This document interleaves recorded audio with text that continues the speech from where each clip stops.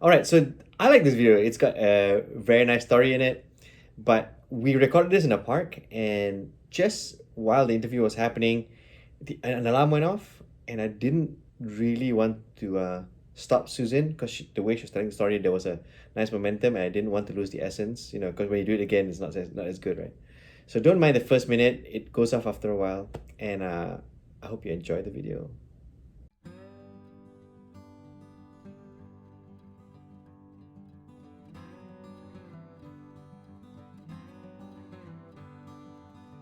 So David was rescued by Nicole and Caroline in March of 2023.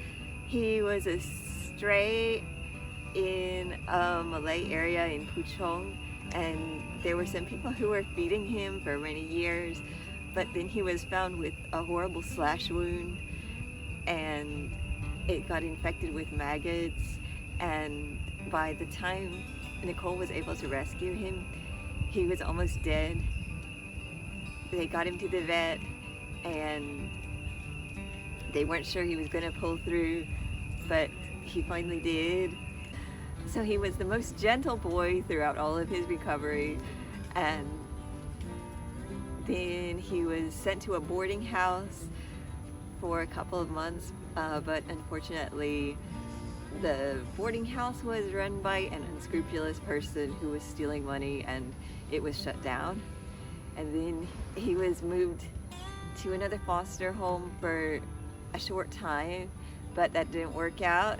And then I started fostering him in July of 2023, and he was with me almost 2 years. I posted for him all the time. He went to adoption drives. I would post for him on Facebook sometimes every day, like especially around Christmas. Like I would say I'm gonna post for him every single day until he gets a home. And I have like 3,000 friends on Facebook, and still nobody reached out to adopt him. And I posted on Instagram also. I had him on Pet Finder, and a lot of times Pet Finder will work, but people just thought he was too common or too old. And he was just the sweetest dog, but he was about 7 years old, so he just always got overlooked. But then finally, at Christmas last year, my aunt in Texas said she was going to adopt him, and I thought it's like a Christmas miracle for him. And so we got him his rabies shots, and we're getting him ready to go to the US. I checked with an agent about getting him a rabies titer test, but we hadn't actually done that yet because we needed to raise some funds. And Caroline did a post telling his entire story from beginning to when my aunt said she was going to adopt him and then asked for funds. And someone who had never seen his story before saw it and said that she would like to adopt him. And she was someone that we knew.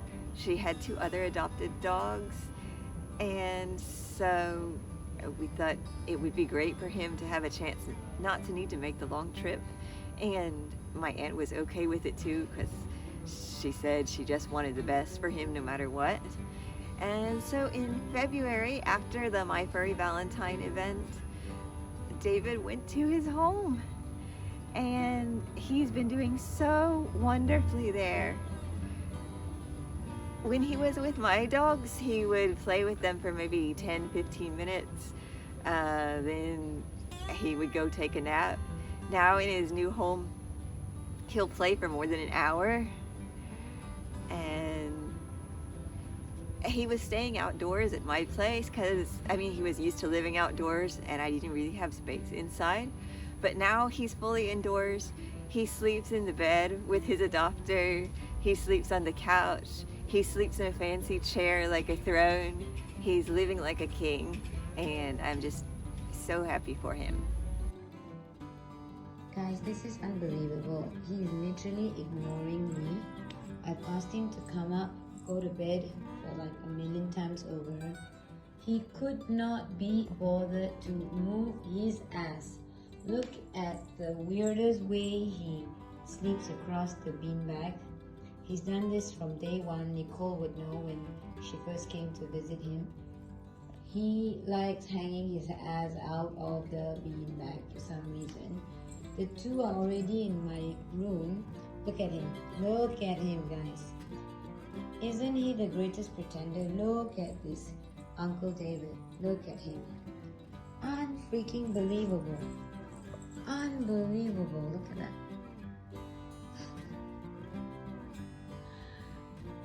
I cannot believe it. Go upstairs. It's time to sleep, ding dong. Nope.